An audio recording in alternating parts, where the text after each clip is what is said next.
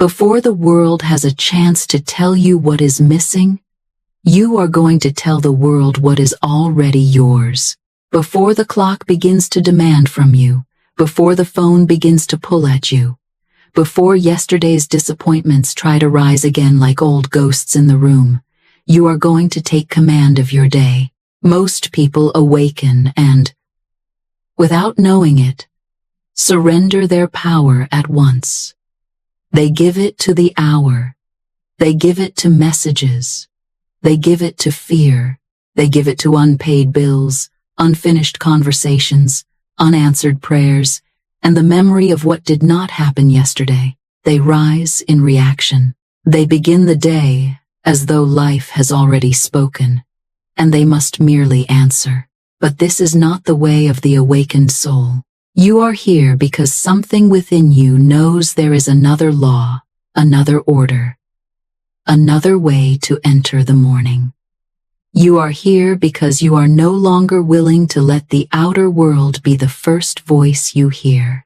This morning, you are going to become the voice. This is not a little exercise in positive thinking.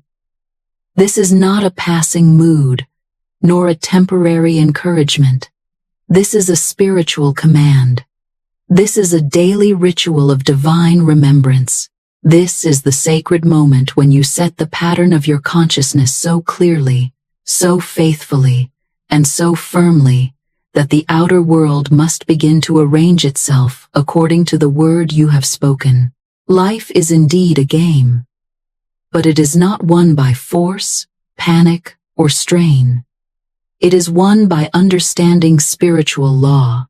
It is won by the one who knows that thought is seed, word is power, faith is movement, and divine order is always waiting for the soul that will align with it. Most people spend their days wrestling with shadows. They think life is happening to them. They think circumstances are final. They think delay means denial, and silence means abandonment. But the soul that understands spiritual law knows something deeper. Your word is creative. Your inner state is directive. Your faith opens the way. And the morning is the moment you pick up the invisible instrument of command. The morning is not neutral. It is not empty unless you consciously clear it. It is not a blank page unless you deliberately take the pen into your own hand. Every morning becomes one of two things: a declaration of your divine authority, or a repetition of your old conditioning. Today, you choose declaration. For the next few moments, step out of the old role. You are not the anxious seeker. You are not the one waiting outside the door. You are not the beggar at the gate of life, hoping someone will notice your need. You are the heir, and heirs do not beg, they receive. In the language of spirit, to receive is not passivity. It is alignment. It is the calm, inward knowing that your good is not wandering somewhere far away. It is not lost. It is not confused. It is not being withheld. Your good is already established in divine mind. Your work is to enter the consciousness where it can appear. The first thoughts you hold in the morning form the mold into which the substance of the day is poured. If the mold is made of fear, the day takes the shape of fear. If the mold is made of lack, the day takes the shape of lack. If the mold is made of faith, gratitude, and divine possession, the day begins to take the shape of answered prayer. Think of your mind as a sacred foundry. Divine life is always pouring. Infinite substance is always flowing. The source is never empty. The supply is never exhausted. But the mold matters. If your mold is shaped by fatigue, resentment, disappointment, or the belief that nothing ever changes, then even the abundance of the infinite is pressed into small, cramped forms. Today, we break the old mold. Today, we build a new one. And this new mold has a name. It is called I have, not I hope, not I wish, not someday, not when everything changes. I have. I have divine supply. I have guidance. I have peace. I have right action. I have favor. I have the answer. I have the way. But before the new mold can be formed, the old one must be released. Before the fresh word can be spoken, the tired word must be silenced. Before divine order can move freely through your life, the knots of fear must be gently untied. So we begin with release. I know the voice that often meets you when you first open your eyes. It may not shout. It may not appear dramatic. It may come quietly, almost politely, like an old companion that has been sitting at the foot of the bed waiting for you to wake. It says, what is wrong? It says, what is missing? It says, what must be fixed? It says, who is disappointed in me? It says, what if nothing changes? It is that slight heaviness in the stomach before the day has even begun. It is that automatic search for trouble before your feet touch the floor. It is that weary inner sentence that whispers, perhaps today will be just like yesterday. This is the old self speaking. This is the residue of a life built under the illusion of struggle. But today, you do not argue with it. You do not wrestle with it. You do not try to conquer fear by force, because whatever you fight, you often strengthen with your attention. There is a higher way. The law of non-resistance teaches us that fear is not overcome by panic. Fear is dissolved by truth. Worry is not defeated by wrestling. Worry is dismissed by authority. So today, you will not feed the old thoughts. You will show them the door. Take a deep, grounded breath. Let the breath remind you of something simple and holy. Supply has already begun. You did not earn this breath. You did not negotiate for it. You did not chase it down. It was given. Before you asked, it came. Before you planned, it arrived. Before you proved yourself worthy, life breathed through you. This breath is your first evidence of divine supply. Now imagine your mind as a beautiful, quiet, sunlit house. For years, perhaps, you have allowed unwanted guests to wander through its rooms. Doubt has sat in the chair. Worry has stood by the window. Resentment has touched the walls. Fear has whispered in the hallway. But today, you remember. This is your house. You are the master of this inner dwelling, and no thought has the right to remain unless it blesses you. Speak now, softly or aloud, with calm authority. I release the fear that there is not enough. I recognize fear as a shadow without substance. I release the belief that I must struggle in order to receive. Struggle is only the sign that I have forgotten my source. I release the old habit of waking into worry. I release the tired expectation that life must be difficult. I release any doubt that gathered in the night. My good is not far away. My good is not locked in the future. My good is a spiritual fact, present here and now. Let these words move through you, like light entering a room that has been closed for a long time. See the fears leaving your body like gray mist dissolving in the gold of morning. See every anxious thought loosen its hold. See the old mental pictures fade. See the day becoming clear before you. Fear thoughts are like kinks in a garden hose. The water may be abundant at the source, but if the hose is bent and twisted, the garden receives only drops. The source was never the problem. The supply was never absent. The obstruction was the distortion in consciousness. Release the kink now. Let the stream flow. Say, I cast this burden upon the divine within me. I go free to be happy, healthy, prosperous, peaceful, and whole.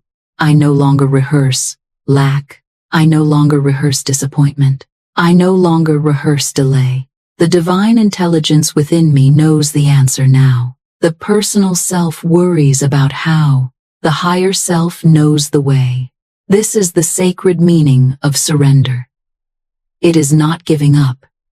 It is giving over. It is transferring the burden from the frightened mind to the divine intelligence that never fails.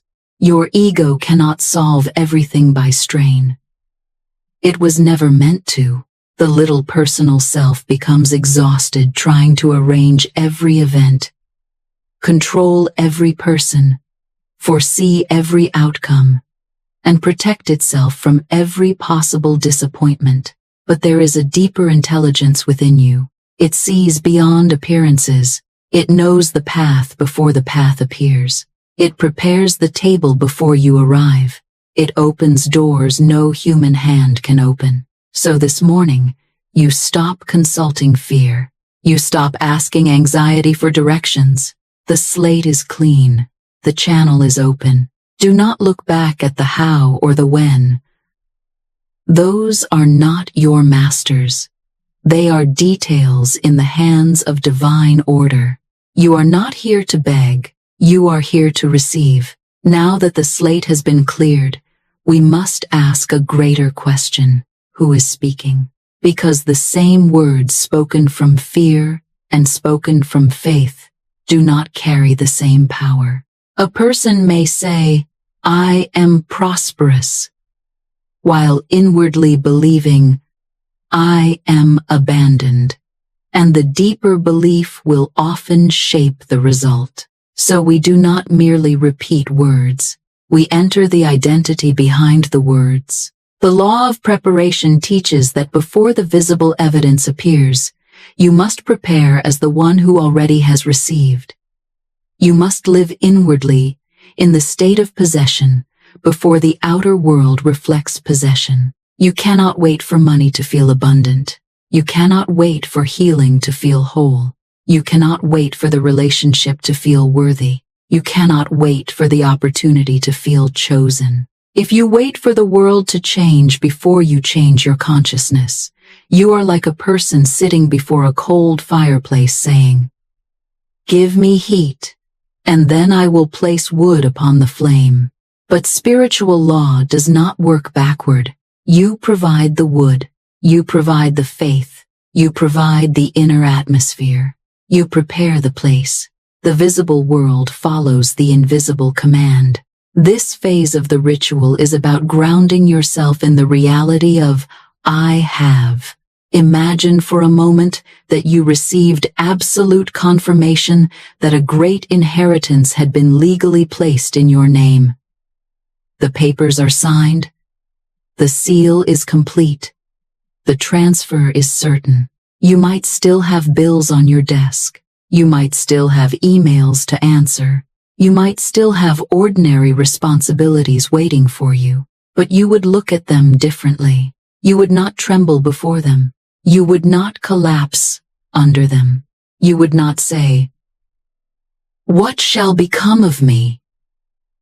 You would smile with quiet confidence because you would know that the supply has already been established. That is the consciousness of the air. The air does not pray as though the universe is reluctant. The air does not plead as though divine love must be persuaded. The air does not measure supply by the present contents of a wallet, bank account, inbox, or human promise. The air knows the source is not a person. The source is not a job. The source is not one client, one company, one relationship, one opportunity, or one door. The source is infinite life. People may be channels. Jobs may be channels. Ideas may be channels. Unexpected events may be channels. But the source is always God, divine intelligence, infinite substance, the great unseen abundance from which all good proceeds. When you mistake the channel for the source, you become afraid. When you remember the source, you become free. Today, You occupy the consciousness of I have. You do not chase. You align. You do not panic. You prepare. You do not force doors. You trust the one door that is yours by divine right. And if one door closes, you bless it. You do not curse it. You do not weep before it, as though your destiny has been sealed. A closed door may simply be a small door, too narrow for the greatness divine order has prepared for you. No person is your enemy. Every event is part of your instruction. Every delay may be a redirection. Every disappointment may be protection in disguise. Every ending may be the removal of what no longer belongs to the divine pattern of your life. Divine supply means the more rightly you use, the more there is. Divine abundance is not a cupboard that empties. It is a spring that flows. It is not a candle that burns down. It is a sun that continues to shine. You are connected to a power that does not dim. You are plugged into a spiritual current that never loses force. Now imagine yourself standing before a great golden door. It is not locked. It is not guarded against you. It is already slightly open, and warm light is streaming through the space. For years, perhaps, you thought you needed permission to enter, but your life is the permission. Your breath is the invitation. Your faith is the key. Say now, I am now operating from the identity of one who remembers. I am not seeking my good. I am magnetic to my good. I am not trying to get. I am preparing to receive. I am not outside my blessing. I am standing within divine provision. I am not waiting to become worthy.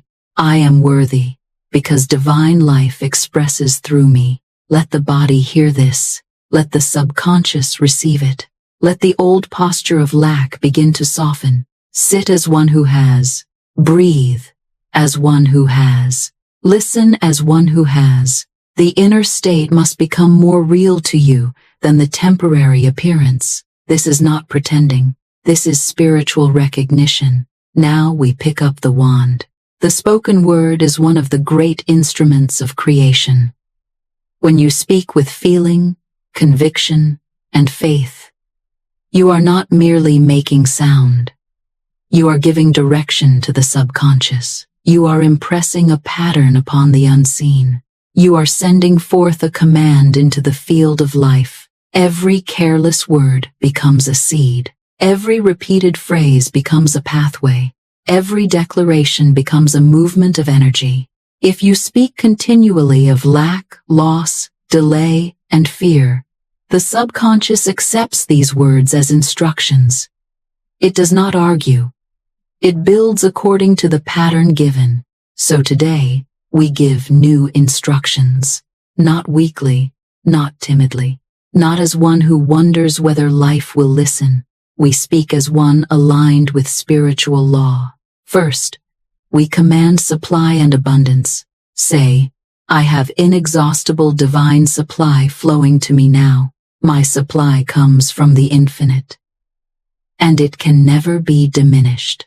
I have more than enough. My life overflows by divine right. I do not look to people as the source of my wealth. I look to the source behind every channel. I have money coming to me in wise, wonderful, unexpected, and perfect ways. Divinely directed paths are opening before me. Every right door opens. Every wrong door closes. Everything I do prospers under grace and in perfect order. I am one with the abundance of the universe. I receive with gratitude. I give with joy. I circulate good, and good returns to me multiplied. Notice the feeling of these words. I have, not I will have, not perhaps, not if circumstances approve. I have. In the realm of spirit, there is no anxious waiting. There is the eternal now. The spiritual fact exists before the physical appearance. The seed exists before the blossom. The blueprint exists before the building. The decree exists before the visible manifestation. When you accept it in spirit, form begins to move. Now we command identity and worthiness.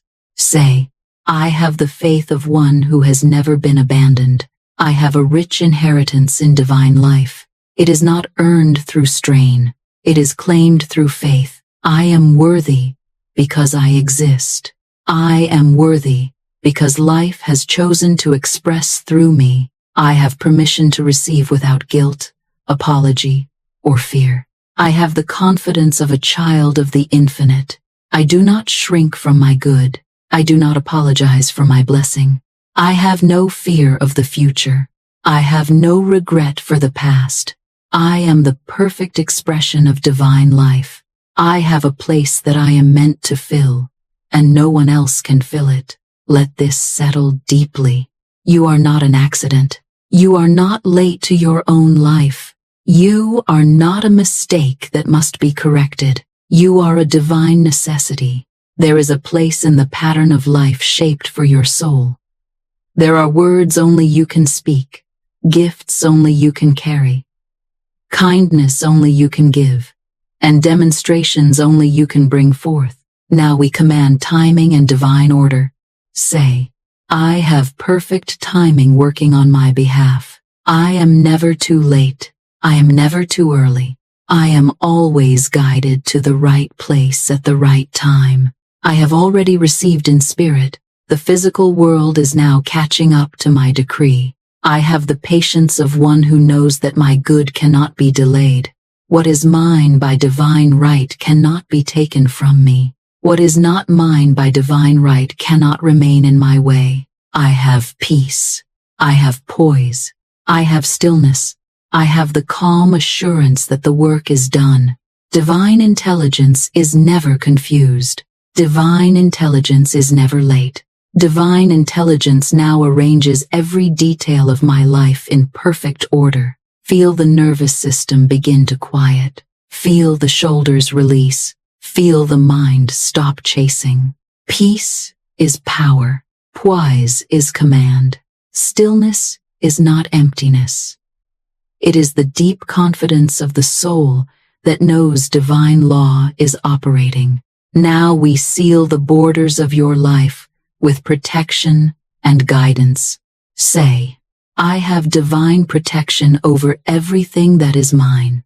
My home, my family, my body, my work, my peace, and my path are held in divine care. Lack and harm cannot enter the field of divine order.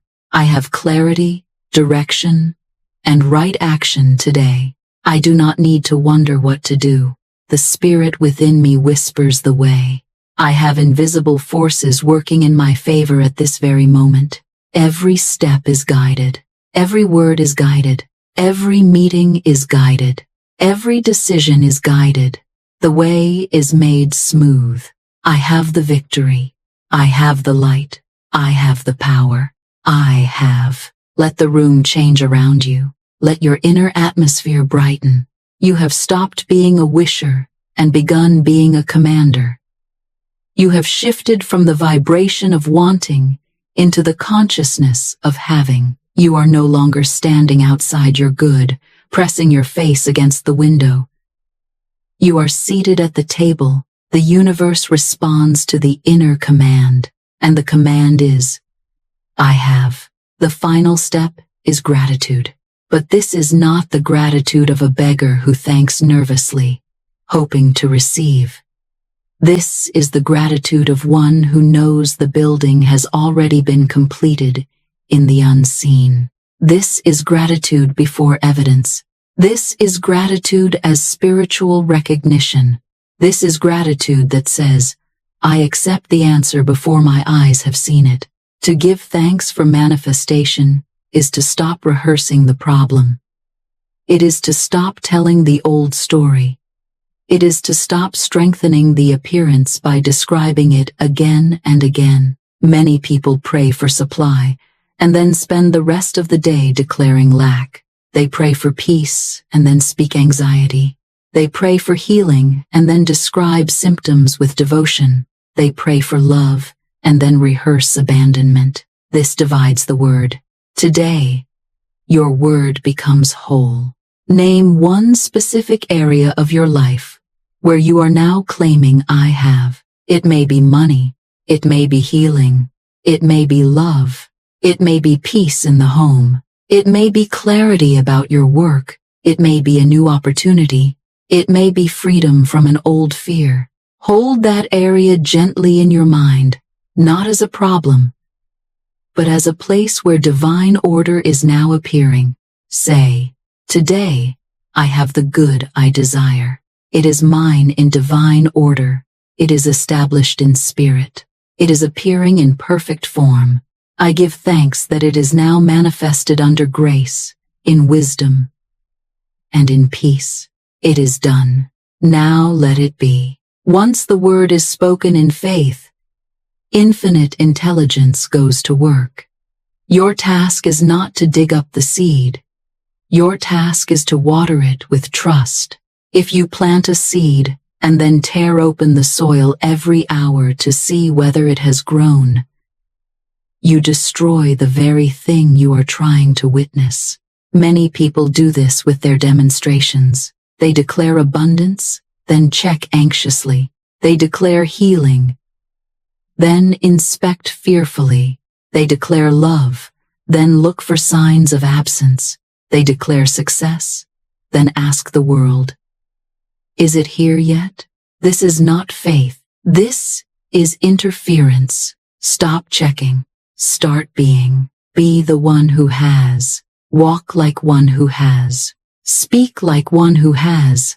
Choose like one who has. Rest like one who has. This is why two people may wake in the same house, under the same roof, in the same economy, and enter two entirely different days. One is asking the world for proof. The other has become the proof. One looks outward and says, "Show me. Then I will believe." The other looks inward and says, "I believe."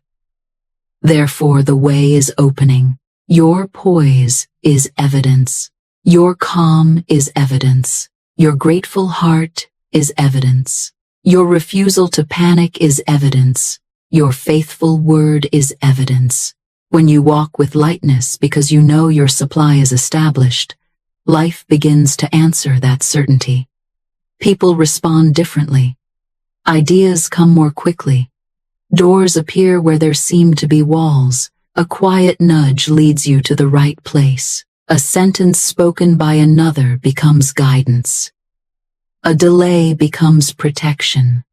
A small event becomes the first visible sign of the larger good. This is the law of preparation. Go through your day as one whose good is already on its way because, in truth, it is already established. If doubt enters, do not fear it. Meet it calmly. Smile inwardly and say, "Thank you, but I have my divine supply. Thank you, but I have my answer. Thank you, but I have my peace. Thank you." But divine order is now governing this situation. Doubt is not a prophecy. It is only an old habit asking to be believed. You do not have to believe it. Sometimes, when you begin to live from a new consciousness, discomfort appears. Do not mistake this discomfort for failure. It may be the proof that the shift has begun. When you turn on a light in a dark room, the darkness does not fight the light. It simply disappears. But if your eyes have lived in darkness for a long time, the first brightness may feel strange. So it is with the soul. If you have lived long in the expectation of lack, the consciousness of abundance may at first feel unfamiliar. If you have lived long in anxiety, peace may feel almost unnatural. If you have lived long in waiting, receiving may feel too simple. But continue. Outer change is often the last thing to move. Inner transformation is the first. Think of a great ship at sea. When the navigator turns the wheel, the bow may not instantly swing in the new direction. For a moment, the ocean may look the same. The horizon may look the same. The movement may appear subtle, but the moment the wheel is turned, the destination has changed. This morning, you have turned the wheel. You have planted new seeds in fresh soil. The roots are forming, though you may not yet see the green shoot. The divine blueprint is being etched into your life. The great architect has already drawn the perfect plan. And your fearful mind does not need to redraw it. Your anxious thoughts do not need to improve it. Your impatience does not need to manage it. You only need to follow the plan. Speak the word. Listen for guidance. Take the right action when it comes. Trust the order. Imagine your life as a film, already containing the scene of resolution. You may be watching a scene of uncertainty now, but the story is not finished at that scene. The reel continues. There is a scene where the answer appears. There is a scene where the debt is settled. There is a scene where the healing becomes visible. There is a scene where peace returns. There is a scene where the door opens. By claiming I have this morning, you are aligning with the completed scene. You are no longer worshiping the chapter of struggle. You are moving toward the fulfillment already held in divine mind. You are not broken. You are remembering. You were born with a deed to this kingdom. Today, you have dusted it off. Today, you have read your name upon it. Today, you have stopped living as a stranger to your own inheritance. The ritual is complete, but the life of the heir is just beginning. Now you must carry